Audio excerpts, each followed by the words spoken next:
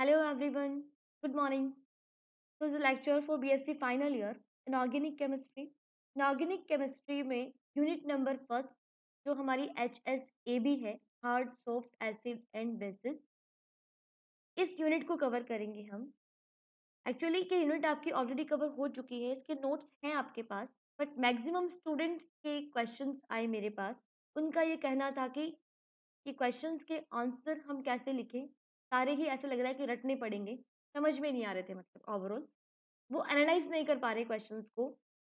बाकी स्टूडेंट्स ने अभी शायद पढ़ाई स्टार्ट ही नहीं की होगी, है ना? तो आप भी पढ़ के देखना, हो सकता है आपके साथ भी वो प्रॉब्लम आए। मैक्सिमम स्टूडेंट के साथ आ रही प्रॉब्लम कि क्वेश्चन को सॉल्व कैसे करना है, कैसे इनके आंसर लिखने हैं, सारे सेम सेम लग रहे हैं। तो मैं यहाँ उसी चीज़ को ध्यान में रखकर इस चैप्टर को उसी कॉन्सेप्ट से मैं आपको समझाऊंगी। इस चैप्टर में एक्चुअल में जो कॉन्सेप्ट बताया हुआ है, रियल जो कॉन्सेप्ट है, वो आप पकड़ लोगे, वो आपको समझ में आ गया। उसके बाद वो जो क्वेश्चन जो भी आपको परेशान कर रहे हैं, वो बिल्कुल नहीं करेंगे आपको परेशान, आराम से आप कर लेंगे, बिल्कुल नहीं रटना है, समझ समझ के आप आराम से आंसर करेंगे। बहुत बहुत ईजी चैप्टर है एक्चुअल में ये, ठीक है? लेकिन जो मैं करवाऊँ बिल्कुल शॉर्ट में समरी टाइप में करवाऊँगी, उसको आप समझ लेना, अच्छे से समझना पड़ेगा, ठीक है? जो चीज़ याद करनी है वो बता दूँगी मैं आपको, ये याद ही करना पड़ेगा, तो वो आपको याद भी करना पड़ेगा। उसके बाद आप क्वेश्चन आराम से सॉल्व कर पाएँगे। यहाँ हम जो भी कवर करेंगे इस यूनिट में, इन लेक्चर्स में, उनसे आपके वो सारे क्वेश्चन कवर हो जाएँगे जो आपको परेशान कर रहे हैं। साथ ही साथ में वो सारे क्वेश्चन जैसे पियर्सन थ्योरी को एक्सप्लेन कीजिए, या क्लास ए, क्लास बी के मेटल लिगेंड को एक्सप्लेन कीजिए, है ना? इस टाइप के क्वेश्चन सारे वो कवर हो जाएँगे। इसके अलावा वो क्वेश्चंस जो थ्योरी से डायरेक्ट क्वेश्चन, जैसे पिट्ज़र थ्योरी, पाई बॉन्ड थ्योरी, है ना? इस टाइप के जो क्वेश्चन हैं, तो वो तो आपको थोड़े-थोड़े आंसर है, वो तो आपको याद करने पड़ेंगे। बाकी 90% क्वेश्चन सारे कॉन्सेप्ट बेस्ड हैं, आराम से आपको समझ में आएँगे, आराम से आप समझ-समझ कर सॉल्व कर सकते हैं, बिल्कुल भी नहीं रटना है, ठीक है? ओवरऑल स्टार्ट करते हैं।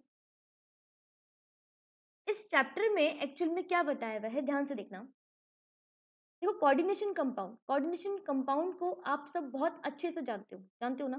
कोऑर्डिनेशन कंपाउंड को आप बीएससी सेकंड ईयर में भी पढ़कर आए हो, और बीएससी फाइनल ईयर, अभी जो फाइनल ईयर है, इसमें भी कोऑर्डिनेशन कंपाउंड के 2 यूनिट थी आपके एक साथ जो कवर हो चुकी है, उसको भी आप बहुत अच्छे से कवर करके आए हो, है ना? बस उसी को लेते हैं, इस पूरे ही चैप्टर में क्या बताया हुआ है, उसको समझ लेंगे। कोऑर्डिनेशन कंपाउंड जो है, संकुल यौगिक, वो क्या होते हैं? मेटल और लिगेंड कॉम्प्लेक्स होते हैं, है ना? कैसे बनते हैं ये? मेटल आयन के पास कोई भी आयन है, मान लीजिए x ion, metal x ion, ठीक है? इसके पास लिगेंड आते हैं, जितने भी आते हैं, 6 आते हैं तो ऑक्टाहेड्रल बनता है ना? 4 आते हैं तो टेट्राहेड्रल या स्क्वायर प्लेनर कॉम्प्लेक्स बनता है, इस तरीके से। तो लिगेंड से कॉन्टैक्ट में आएँगे, लिगेंड मेटल के वैकेंट ऑर्बिटल में इलेक्ट्रॉन देंगे, और मेटल लिगेंड बॉन्डिंग हो जाएगी, जिससे कॉम्प्लेक्स कंपाउंड बनते हैं। यही होता है ना? क्या बन जाते हैं? कॉम्प्लेक्स कंपाउंड बन जाते हैं। एक्चुअल में देखो, ये आपकी यूनिट नंबर फर्स्ट है, फर्स्ट यूनिट है ना? तो फर्स्ट यूनिट के अकॉर्डिंग ही आपको पहले ही ये इस यूनिट में ये सिखाया गया है कि कौन से मेटल कौन से लिगेंड के साथ अच्छी वाली बॉन्डिंग करेंगे, ठीक है? फिर यूनिट सेकंड में ये बताया गया था कि किस तरीके से बॉन्डिंग होती है, और यूनिट थर्ड में उनकी एप्लीकेशंस थी। ये सारी अपने आप में कोरिलेटेड, ओके? तो इस चैप्टर में क्या बताया गया है कि कौन से मेटल आयन कौन से लिगेंड के साथ गुड बॉन्डिंग करेंगे, गुड कॉम्प्लेक्स बनाएंगे, स्टेबल कॉम्प्लेक्स बनाएंगे। अब देखो, ये तो ज़रूरी नहीं है ना कि मेटल आयन, फॉर एग्ज़ाम्पल जैसे आप कुछ भी ले लीजिए, मैं कॉपर +1 +2 ले लेती हूँ, ठीक है? ये मेटल आयन है। अब इसके पास कई लिगेंड आए, लिगेंड बहुत सारे होते हैं। लिगेंड्स आपने बीएससी सेकेंड ईयर बहुत सारी पूरी सीरीज़ पढ़ रखी है, anionic ligand, cationic ligand and neutral ligand, right? तो ज़रूरी तो नहीं है ना जो कॉपर 2+ है वो सारे ही लिगेंड के साथ अच्छी वाली बॉन्डिंग करेगा, फिर तो बहुत सारे कॉम्प्लेक्स होंगे, है ना? बट हम कुछ ही कॉम्प्लेक्स पढ़ते हैं, बहुत सारे कॉम्प्लेक्स तो नहीं पढ़ते। ठीक है? तो यहाँ एक्चुअल में यही समझाया गया है कि कोई पर्टिकुलर मेटल आयन किस पर्टिकुलर लिगेंड के साथ अच्छी वाली बॉन्डिंग करेगी, ठीक है? और पर्टिकुलर लिगेंड एक ही नहीं, एक से ज़्यादा हो सकते हैं। बट आप यहाँ ये आइडिया लगा पाएँगे इस चैप्टर में कि आपके पास 6-7 लिगेंड आ जाए और कोई मेटल आयन आपको दे दी जाए, तो आप ये पता कर पाएँगे कि ये मेटल आयन इनमें से कौन से लिगेंड के साथ गुड बॉन्डिंग करेगी, या ये लिगेंड इन मेटल आयन्स में से किसके साथ गुड बॉन्डिंग करेंगे, ठीक है? यही समझाया हुआ है। तो इसके लिए सबसे पहले 3 साइंटिस्ट थे, कौन कौन से? ऑर्लिन, ऑर्लिन डेविस और चैट। ऑर्लिन डेविस और चैट थे। उन्होंने 1958 में, इन 1958 क्या किया? कॉम्प्लेक्स रिएक्शन की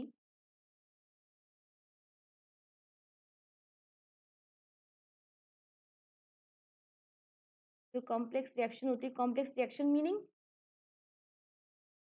संकुल अभिक्रिया, जैसे मेटल और लिगेंड का जुड़ना कॉम्प्लेक्स रिएक्शन कहलाएगा। कॉम्प्लेक्स रिएक्शन में बॉन्डिंग प्रायोरिटी, बॉन्डिंग प्रायोरिटी के बेस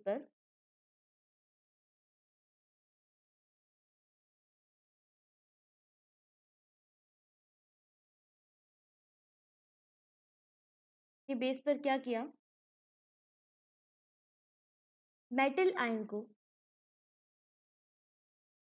मेटल आयन को दो पार्ट में डिवाइड किया, मेटल आयन को दो पार्ट में डिवाइड किया, टू पार्ट में। ठीक है, क्या किया इन्होंने? ये जो कॉम्प्लेक्स रिएक्शन होती है इनमें मेटल लिगेंड की बॉन्डिंग प्रायोरिटी की बात ध्यान रखना। बॉन्डिंग प्रायोरिटी यानी कितना अच्छा बॉन्ड बनेगा, प्रायोरिटी कौन से लिगेंड के साथ ज्यादा बेटर है, उस बॉन्डिंग प्रायोरिटी के बेस पे मेटल आयन को दो पार्ट में डिवाइड किया। ओके, वो दो पार्ट देखिएगा, बस यहीं से चैप्टर स्टार्ट है। मेटल आयन को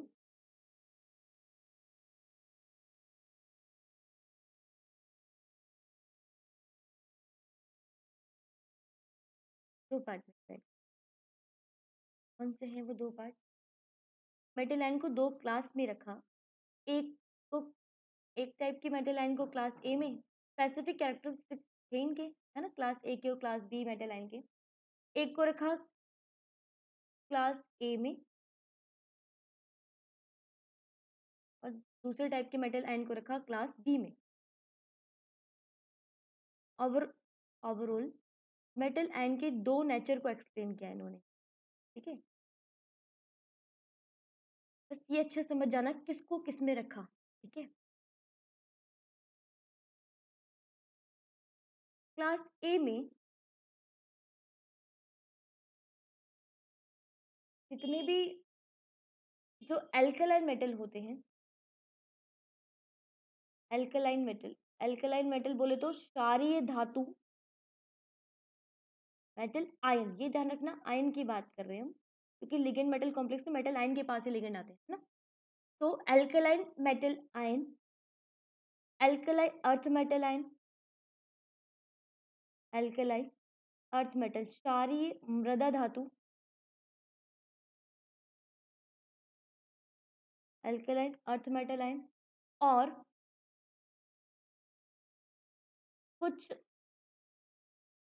ट्रांजिशन मेटल आयन को रखा। और ट्रांजिशन मेटल कौन सी? Transition metal ion, transition metal को जानते हो ना, 3D 4D उनकी उन सीरीज के, 3D सीरीज के जो एलिमेंट्स होते हैं, ट्रांजिशन मेटल आयन। और ट्रांजिशन मेटल आयंस में भी किन को रखा? जो जिनकी ऑक्सीडेशन स्टेट हाई थी। ठीक है, हायर ऑक्सीडेशन स्टेट वाले, अधिक उच्च ऑक्सीकरण अवस्था वाले संक्रमण धातु आयन को क्लास ए में रखा। ठीक है, ज्यादा ऑक्सीडेशन स्टेट, साथ ही साथ में जो धातु आयन हल्के थे, वेट में हल्के थे, लाइट वेट वाले को। ठीक है, इसको रखा लाइट वेट, लाइट वेट वाले मेटल को इसमें रखा, हल्के धातु आयन को, हल्के संक्रमण धातु आयन और जिनकी ऑक्सीकरण अवस्था ज्यादा उच्च थी उनको इस क्लास ए में रखा। ये चीज आप ध्यान रखना बिल्कुल। ठीक है, ये चीज माइंड में रहेगी तो वो सीरीज जो है ना क्लास ए के मेटल आयन की, जो आप शायद रट रहे थे, वो बिल्कुल याद हो जाएगी। बहुत सिंपल है, आराम से याद होगी, देखना। इसको रखा एल्कलाइन मेटल आयन को, एल्कलाइन अर्थ मेटल आयन को, ट्रांजिशन मेटल आयन को। और कौन से ट्रांजिशन मेटल आयन? जिनकी ऑक्सीडेशन स्टेट ज्यादा थी और लाइट वेट वाले थे। ठीक है, जस्ट इसके अपोजिट जो मेटल आयन थी उनको क्लास बी में रखा। क्लास बी में किस किस को रखा? अच्छा, एक चीज़ और, एल्कलाइन मेटल आयन तो यहीं पर आ गई, एल्कलाइन अर्थ मेटल आयन भी यहाँ पर आ गई, ठीक है? ट्रांजिशन मेटल आयन आ गई। ये 2 तो आ ही गई, यहाँ पर रखा ट्रांजिशन मेटल आयन और उनको जिनकी लो ऑक्सीडेशन स्टेट थी, ठीक है? और हैवी थे, heavy and low oxidation state and low oxidation state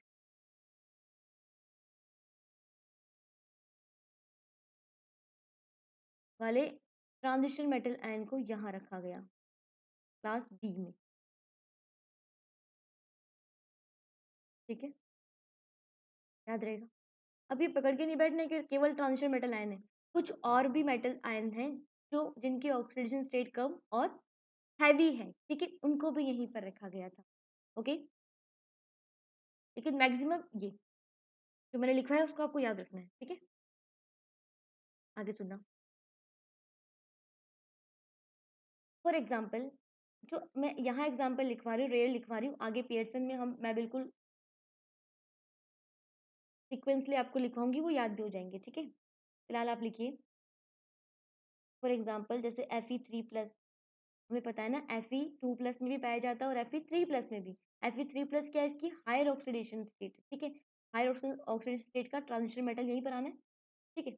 आगे for example cobalt 3+, gallium 3+, aluminium 3+, ठीक है? इसके अलावा एल्कलाइन मेटल आयन ले लो, sodium +, potassium +, rubidium +, alkaline earth metal ion ले लो, जैसे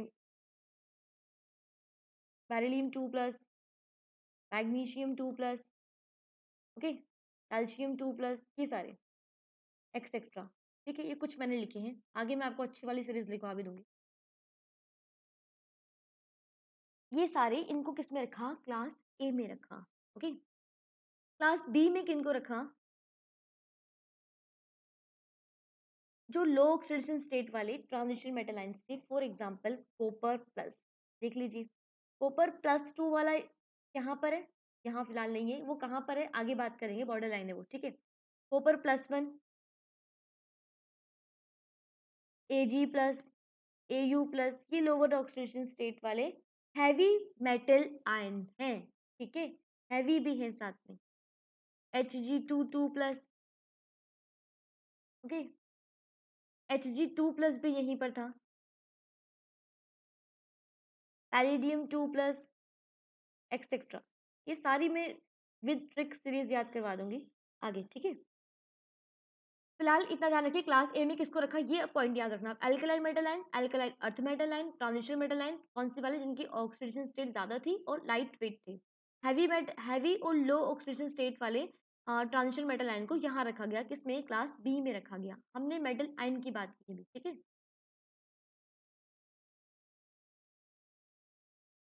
अच्छा, यहाँ जिस मेटल आयन को रखा गया, जिनको भी, उनके कैरेक्टरिस्टिक फीचर क्या थे? इनके अलावा क्या कैरेक्टरिस्टिक फीचर थे ऑक्सीडेशन स्टेट और लाइट वेट के अलावा? वो हम देख लेते हैं एक बार। कैरेक्टरिस्टिक फीचर, अभिलाक्षणिक गुण,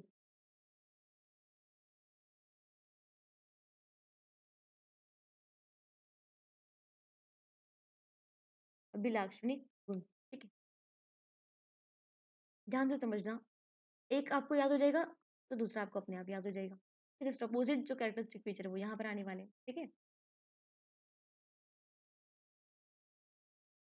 यहाँ पर ये जो मेटल आयन है, जो इस वाली क्लास में रखी गई, क्लास ए में रखने जो मेटल आयन है, उनकी ऑक्सीडेशन स्टेट हाई थी। क्या थी? ऑक्सीडेशन स्टेट, ऑक्सीकरण अवस्था हाई थी, ठीक है? इनका साइज छोटा था, साइज कम, आकार छोटा था। ऑब्वियस सी बात है, हम यहाँ पर जो भी मेटल आयन ले रहे हैं वो अपनी एक्सट्रीम ऑक्सीडेशन स्टेट में, ठीक है?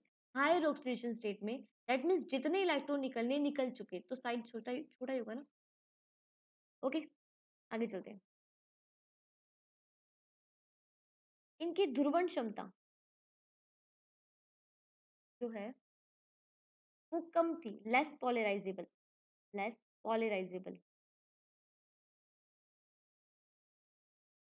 ठीक है? कम थी, लेस पोलराइजेबल।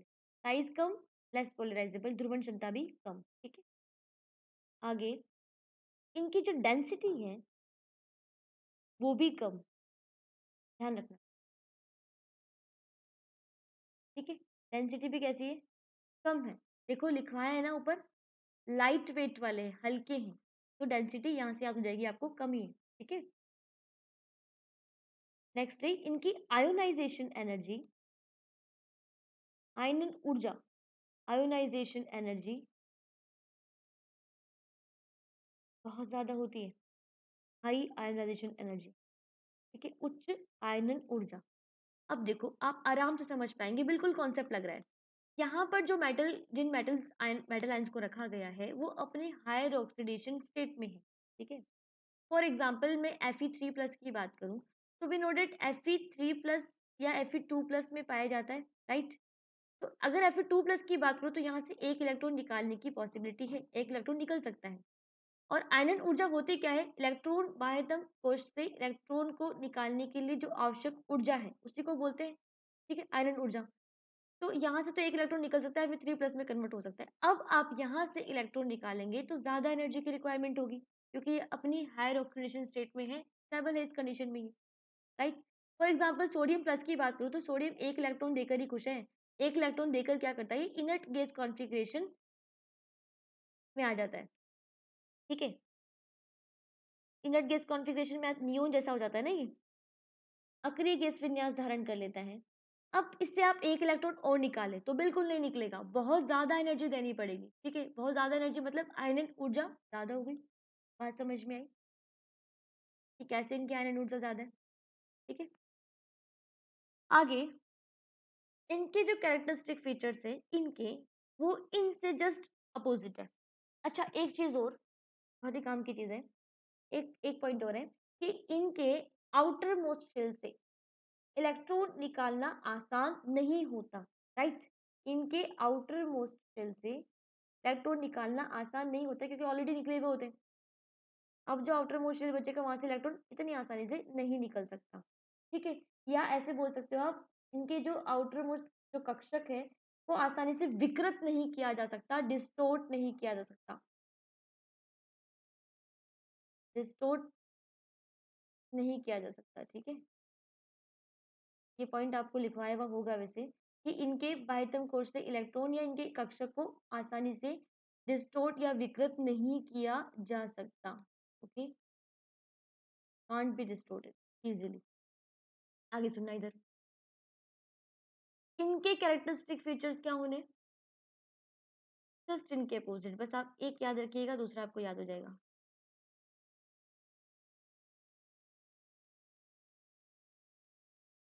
इनकी ऑक्सीडेशन स्टेट क्या है, ज्यादा है ना, तो इनकी ऑक्सीडेशन स्टेट कम, कम ऑक्सीडेशन स्टेट वाले मेटल आयन को इसमें रखा गया था, क्लास बी में। साइज जिनकी बड़ी हो, ठीक है, ऑब्वियस सी बात है, ऑक्सीडेशन स्टेट कम है तो इलेक्ट्रॉन है, साइज तो है ही। लेस पॉलराइजेबल, ये है मोर पॉलराइजेबल। ठीक है, इनकी ध्रुवण क्षमता अधिक होती है। नेक्स्ट, इनकी डेंसिटी कम है, हल्के है, ये हैवी है, हैवी थे ना, इनकी डेंसिटी ज्यादा है। ओके, आयोनाइजेशन एनर्जी, ऑब्वियस सी बात है, आयोनाइजेशन एनर्जी यहाँ पर ज्यादा है, यहाँ पे तो अभी है ना चांस है, जैसे कॉपर+1 है, कॉपर+2 में भी पाया जाता है, मतलब आप एक इलेक्ट्रॉन और निकाल सकते हो आप आराम से। ठीक है, इलेक्ट्रॉन को निकालने के लिए रिक्वायर्ड एनर्जी कम है यहाँ पर आउटर मोशन पे, तो आयनाइजेशन एनर्जी कम। ओके, और इनके आउटर मोस्ट सेल को इजीली डिस्टोर्ट किया जा सकता है, इजीली कैन बी डिस्टोर्टेड, विकृत किया जा सकता है। ओके, ये इनके कैरेक्टरिस्टिक फीचर थे। ये आपका एक क्वेश्चन एक्चुअल में कवर हो चुका है, आपके एग्जाम में क्वेश्चन आए कि मेटल आयन या क्लास ए और क्लास बी के धातु आयन को समझाइए, तो आप बिल्कुल समझा सकते हैं। ठीक है, बस इनको आपको लिखना है, और क्या है, इनके अलावा कोई और नया पॉइंट नहीं है, बस यही लिखे हुए होंगे आपके नोट्स। आगे सुनना, जो ऑर्लिन, चेट और डेविस थे, इन्होंने मेटल आयन को दो पार्ट में डिवाइड किया। ठीक है, उनकी इन कैरेक्टरिस्टिक फीचर की अकॉर्डिंग। आगे जो लिगेंड्स हैं, हमें पता है ना मेटल के साथ लिगेंड, मेटल लिगेंड कॉम्प्लेक्स बनाएँगे और क्या बनेगा?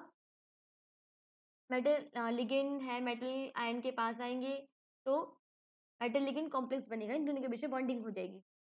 तो लिगेंड कैसे होने चाहिए? इन्होंने क्या किया? इन्होंने लिगेंड्स को भी 2 पार्ट में डिवाइड किया, ठीक है? जिस तरीके से मेटल आयन को 2 पार्ट में डिवाइड किया, लिगेंड्स को भी 2 पार्ट में डिवाइड किया। लिगेंड्स को भी क्लास ए और क्लास बी में रखा। वही वाली क्लास है जो मेटल आयन की, ठीक है? उसी क्लास में लिगेंड्स को, कुछ लिगेंड्स को क्लास ए में रखा और कुछ लिगेंड्स को क्लास बी में रखा।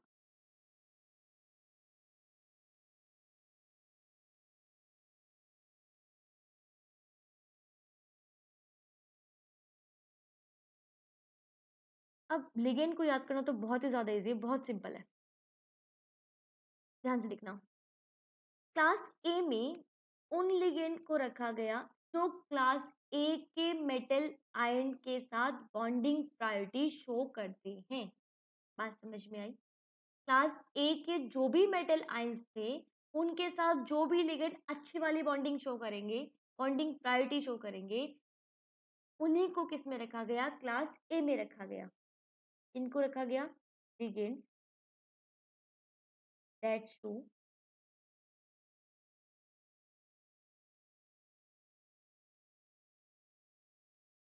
The priority of bonding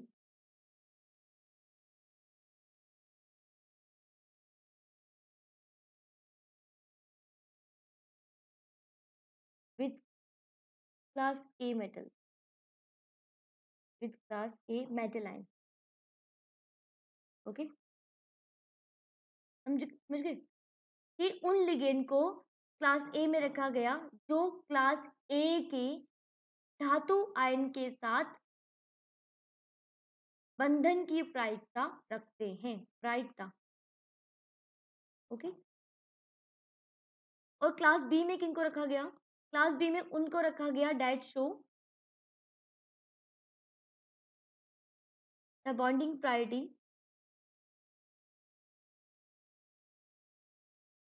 that show the bonding priority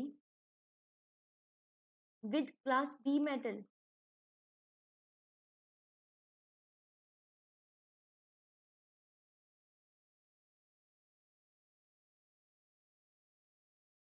okay, अब देखना। फॉर एग्जाम्पल NS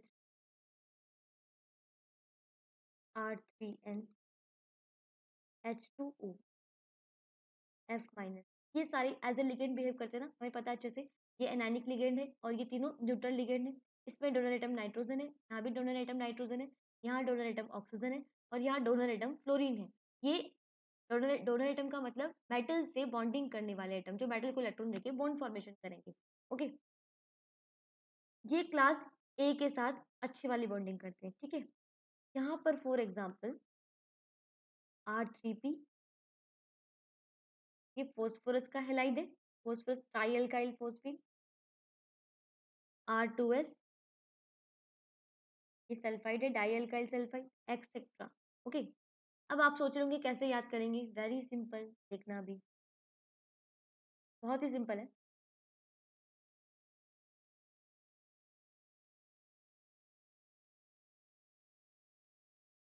इन्होंने ये क्रम बताया था, आप लिखिएगा क्लास ए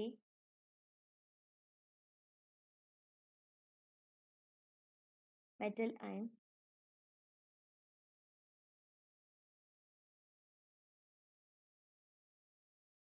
आप ऐसे लिखो,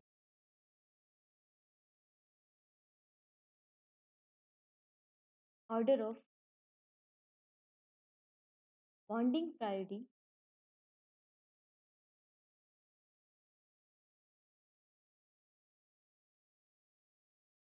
with class a metal, with class a metal, ठीक है? क्लास ए मेटल के साथ बॉन्डिंग प्रायोरिटी का ऑर्डर दे दिया गया और वो ऑर्डर बहुत ही सिंपल है। वो ऑर्डर मैं आपको लिखवा रही हूँ, ध्यान से देखना। आपको देखो ये तो याद रहता है ये ना फ्लोरीन, और फ्लोरीन के जस्ट बाद कौन आता है? Oxygen, right? ऑक्सीजन के जस्ट बाद कौन आता है? नाइट्रोजन। सबको याद रहता है ना? ये याद है, साथ में इनके ग्रुप मेंबर्स भी सारे याद है आपको। ये तो एक कहाँ पर आते हैं, एक पीरियड्स में है ये ना, फ्लोरीन, ऑक्सीजन, नाइट्रोजन, और एक ग्रुप में, ऐसे फ्लोरीन वाले ग्रुप में कौन-कौन आता है? फ्लोरीन के बाद फ्लोरीन आता है, देन ब्रोमीन आता है, देन आयोडीन आता है, सबको पता है ना? ऑक्सीजन के बाद कौन आता है? सल्फर आता है ना? देन सेलेनियम आता है, देन टेलुरियम आता है, सबको पता है अच्छे से। Nitrogen, then phosphorus, arsenic, antimony, ये सबको याद है आई थिंक। ठीक है, बस ये याद है ना, तो लिगेंड ए क्लास वाले और बी क्लास वाले दोनों लिगेंड आपको अच्छे से याद हो गए। याद करने की ज़रूरत ही नहीं, रटने की ज़रूरत ही नहीं है। ये सीरीज़ आपको याद होनी चाहिए बस। फ्लोरीन, ऑक्सीजन, नाइट्रोजन, और इन ग्रुप के बाकी मेंबर्स आप लिख दीजिए, ठीक है? ऑर्डर जो है वो ये है।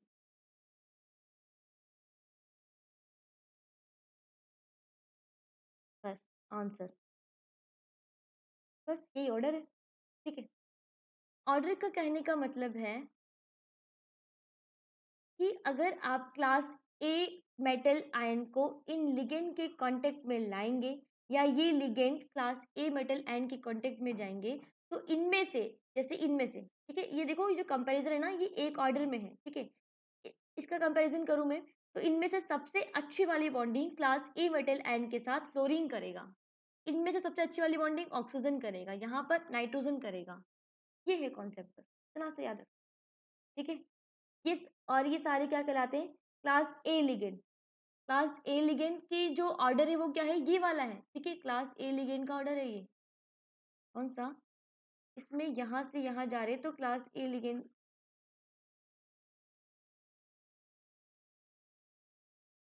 की पावर इंक्रीज़ हो रही है। Overall class a metal ion से बॉन्डिंग प्रायोरिटी इंक्रीज़ होगी, इधर से इधर जाएँगे तो, ठीक है?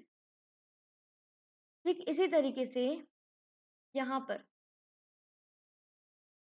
आपको दूसरे लिगेंड रखने की ज़रूरत ही नहीं, यही लिगेंड्स हैं। आप देखना, आपने लिगेंड्स जो भी याद कर रखे हैं, उन सब में जो डोनर एटम है, मैक्सिमम कंडीशन में डोनर एटम यही सारे हैं। जैसे अभी भी मैंने लिखवाया, देखो R3N, R3N में डोनर एटम नाइट्रोजन, ये लो नाइट्रोजन, यहाँ भी नाइट्रोजन, यहाँ ऑक्सीजन, यहाँ फ्लोरीन, नाइट्रोजन, ऑक्सीजन, फ्लोरीन, यही तीनों आ रहे हैं। तो मैक्सिमम कंडीशन में क्लास ए से बॉन्डिंग कौन करेगा? जिनमें डोनर एटम ये वाले हों। समझ में आ गया? इजी है ना कॉन्सेप्ट? आगे सुनना, क्लास बी के साथ आप ये लिख सकते हैं यहाँ पे, order of bonding priority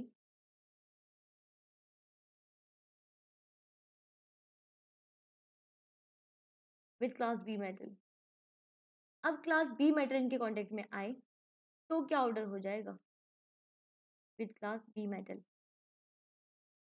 ion, metal ion, ये ध्यान रखना है, ठीक है?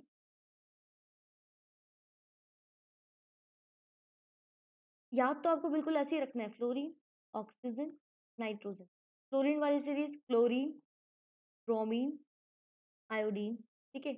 ऑक्सीजन वाली सल्फर, सेलेनियम, टेलुरियम। नाइट्रोजन वाली नाइट्रोजन, फास्फोरस, आर्सेनिक, एंटीमनी, ठीक है?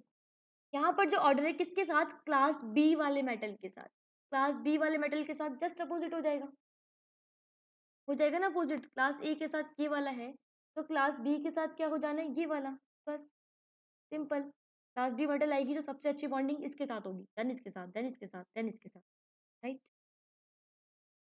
यहाँ पर इनका लगभग सेम है, ज़्यादा अच्छी बॉन्डिंग इससे है, लगभग सेम है बाकी, ठीक है? ये और ये लगभग सेम है, ओके? देन यहाँ पर भी इज़ ग्रेटर देन और equal to, greater than and is greater than, बस हो गया। ये याद रखना है, ओके? आगे मैं कॉमन भी लिखवा दूँगी, पियर्सन थ्योरी जब मैं आपको बताऊँगी, तो बिल्कुल कॉमन वाला भी हो जाएगा। ये था ऑर्लिन और कैट और डेविस की कहानी, इन्होंने इतना काम कर दिया था, ठीक है? मेटल लिगेंड के बॉन्डिंग प्रायोरिटी के अकॉर्डिंग मेटल आयन को 2 पार्ट में डिवाइड किया, और लिगेंड को भी, कि मेटल ए से कौन से लिगेंड अच्छी वाली बॉन्डिंग करेंगे उनको ए क्लास ए में, और जो क्लास बी से अच्छी बॉन्डिंग करेंगे वो क्लास बी में रखा, ओके?